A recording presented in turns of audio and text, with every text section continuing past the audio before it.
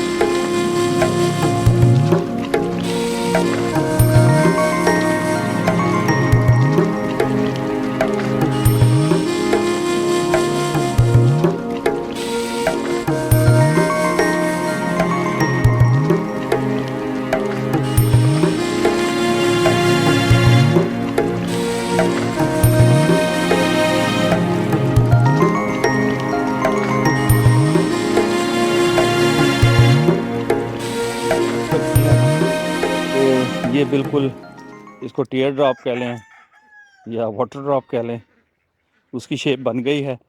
कुछ इंटेंशन थी वहीद की, कुछ नेचुरली बन गई है बनाते बनाते। क्योंकि ये बनेगा यहाँ से ज़्यादा पोर्शन है, इधर खुला होगा, थोड़ा सा दरमियान में डीप रखा है ताकि इसके अंदर जो है वो ज़्यादा डीप जहाँ पानी हो, कहीं कम होगा। 2-3 स्टेजेस इसकी जो है वो बन जाएंगी। ये वहाँ पर हमारा जो पानी का एग्ज़िट है मेन बड़े पंप का, जो खेतों को पानी लगाते हैं, तो उसको भी हम यूटिलाइज़ कर सकते हैं। एक तो उसके आगे हमने छोटा पाइप लगा रखा है, जब भी बाहर किसी खेत को पानी लगेगा तो पानी इसका फ्रेश वाटर इसमें आता जाएगा और यहाँ से जो एक्स्ट्रा पानी होगा वो सामने ये नाला जा रहा है, जो शेड से पानी आता है उस पानी के साथ मिल के तो वो बाहर चला जाएगा। दूसरा ये होगा कि जब आप इसको वैसे ही क्लीन करना चाहते हैं फुल प्रेशर दे के, तो उसका पानी यहाँ से खोलेंगे तो इसमें बड़े तालाब में पानी आएगा, प्रेशर में होगा, तो ये सारा ड्रेन होके इसके अंदर से जो भी इसकी न्यूट्रिशन होगी, जो भी इसकी बतखों की वेस्ट की, वो सारी बहा के और इसी नाले के ज़रिए आगे खेतों में चला जाएगा। इसे अब बस फाइनल टच दे रहे हैं। उसके बाद इसमें पानी चलाएंगे, पानी चला के बतखें इसमें छोड़ देंगे और इंशाल्लाह फिर देखते हैं इसकी शक्ल कैसे बनती है और बतखें इसको कितना एंजॉय करती हैं।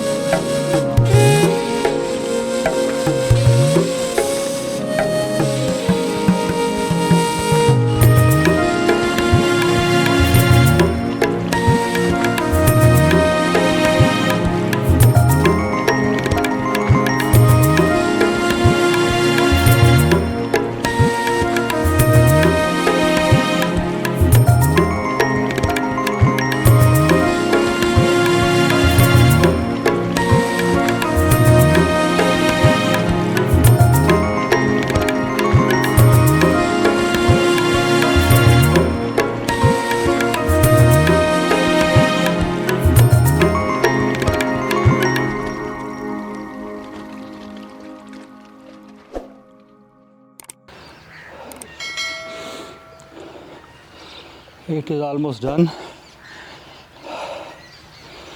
और कोशिश करते हैं कि आज ही इसमें पानी डाल दें।